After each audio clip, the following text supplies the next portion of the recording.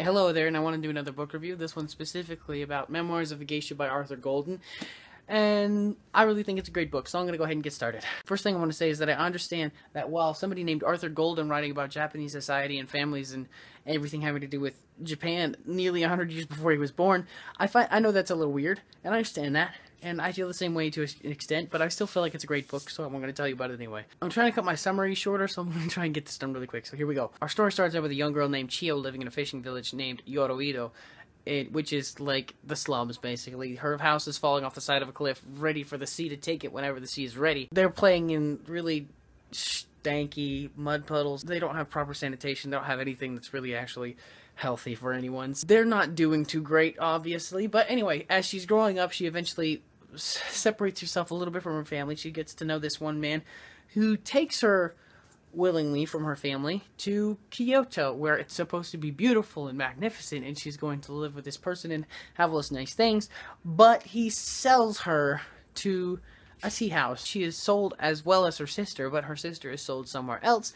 Her sister is apparently not as pretty as her, so she is sold to be a prostitute, which is stressful. Either way, she has very vehement enemies in this tea house. She has one in particular named Hatsumomo, who is extremely jealous of her beauty, even though Hatsumomo herself is mythified for being so beautiful in Kyoto at the time. And obviously, since she feels threatened, she's trying to push Chio out of the way, but Chio's been renamed to be Sayori. I'm going to have to explain a little bit about what geishas actually are. I understand it to be a little bit of misunderstanding in the way that geishas are interpreted. Geisha is not a prostitute. That has to be clear. There were specific... According to this, I honestly do not have any other historical background in this besides this book, but according to this book, who was written by... find it with my finger eventually, who was written by somebody who had studied Japanese history for many, many years. I trust his findings on this enough to actually tell you about what this means. Later me here to explain that when I was saying before about okiyas and tea houses, they are not the same thing at all.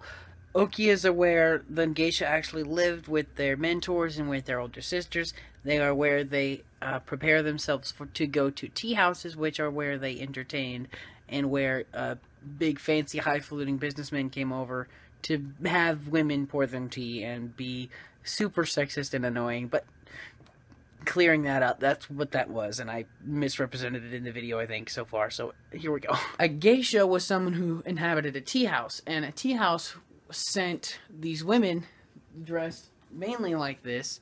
Eventually their makeup evolved a little bit, but it evolved along with any beauty standards at the time. They were sent out to parties that were going on where people were just sitting around drinking, talking, businessmen, whoever else, and they were sent to entice conversation. They were sent to pour tea for people, make them feel important, and this is a very degrading job, obviously, because apparently I'm only good enough to be serving tea to these other people. And while there's a lot more complexity to it than that, and I suggest you read it because it is very informative, I suggest that you look into it. And the reason for the name change is that when women go from being a geisha in training to an actual geisha who goes out to parties and is talking to people and is serving tea and all that, she is given a new name at the time when she is adopted by a very well-known geisha after her long career has been established. Back to the story, and while Sayori has tried to make friendships within the Okiya already with a girl named Pumpkin, even though she tries to make friends with Pumpkin, she is torn away because Hatsumomo eventually becomes Pumpkin's adopted older sister, who is the one who takes her around to tea houses and things and teaches her how to do stuff and teaches her how to deal with stuff. It's a case of Chia, it's not a Chia pet, it's a person named Chio. And before she becomes a geisha, Chio actually is met by this person who is the chairman of a very prominent company, who is just walking by one day and sees this little girl crying on a bridge because Chio has been through a crap ton and is having a little bit of issue dealing with it, as I believe anybody would. And he walks up to her and starts talking to her, and she's kind of blown away by the fact that he's not treating her like a commodity, at least not to the extent everybody else is. So she forms a very, very intense bond with this person, which plays an enormous role throughout the rest of the book. And she holds on to this kind of almost obsession with this person for the longest time. Red Panda wants to interrupt and say something. And eventually, as she grows older, she has to actually live through World War II as a geisha, as a commodity. Her job is not really a necessity, so when the money runs out, she has to go find another job. She has to work manual labor jobs that leave her hands very stained and very scarred, and she has to deal with the thought of maybe never seeing this chairman again, and maybe never having that warm, comfortable conversation where she's respected as a human being ever again. So emotions are flailing like but either way, eventually the money comes back a little by little in Kyoto, and eventually she's brought back to the Okya where she was. She cleans herself up, she eventually gets rid of the stains on her hands, and she is able to go back to work. And so her hope for meeting the chairman is actually lit again, and she's able to think about, maybe someday I'll actually be able to find him, and I'll be actually able to tell him what's going on. And before the war tore apart basically most of Japan, she was very much thrust upon this man named Nobu, who, aside from having facial disfigurations and lack of an arm, was not a very nice person in general. And while he was rich, and would have done very well by her as her husband at the time, or her the one that she was a mistress to. There's not really an alternate word there. And while she was not really attracted to this guy in any way at all, it was very necessary for her to take him on as her pseudo-husband at the time, because she needed the money. And now after the war is over, Nobu is kind of like, I'm here. Go be my wife. Where you at? So she has to go back and she has to appease him. Sayori is trying to get the chairman to notice her.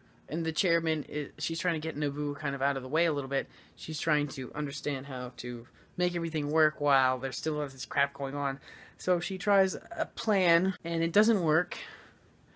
But it does. She was supposed to show herself being unfaithful to Nobu, when in reality, by some circumstances, she was actually showing off her infidelity to the chairman. And it was bad. But after a while, it all works out because things were talked about between them. Nobu didn't want anything to have to do with her anymore, and the chairman apparently had an obsession over Sayori ever since she had an obsession over him. So it was kind of a snuggle-a-fest, happy angel fart blanket thing. And then at the end of the book, they go on dealing with how they're going to integrate into American society, because the chairman really likes America, and she really likes America, but also doesn't want to leave a culture behind, so she starts a tea shop.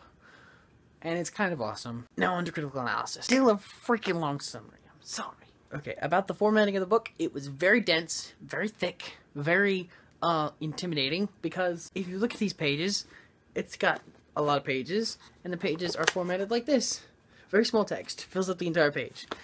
It's a little intimidating. Apart from being very intimidating, it is actually fairly easy to read. It's not like the slowest thing I've ever read. It's pretty slow, though. Chapter length is pretty manageable, actually.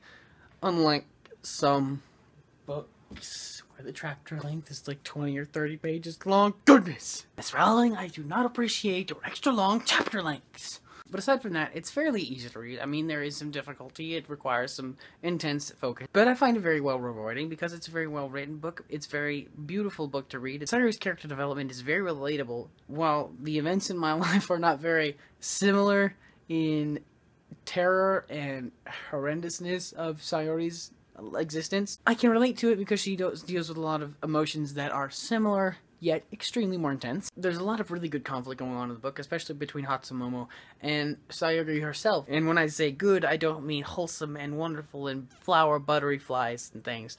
I mean good as in intense and relatable and easy to understand, but most of the time it's very intense. And it's pretty, I can't say no other word besides intense, apparently. But yeah, anyway, that's my basic review for Memoirs of a Geisha by Arthur Golden, and I really would recommend it to anybody who likes historical fiction, who likes Japanese society, who would like to learn more about Japanese society with a blanket of intense romance and hatred and love and death and terror and pain and love. I said love, but there's a lot of it. And if it's not fairly obvious, I'm a fairly slow reader, so I have not finished any of the books yet. I have said that I have was going to finish soon, and eventually I'll finish them. But I'm not going to make any promises because I'm a fairly slow reader, and I have my ways of reading. Puzzle Bottle wants to remind you that we create our own vices. It's also wobbly. Wobble, wobble, wobble.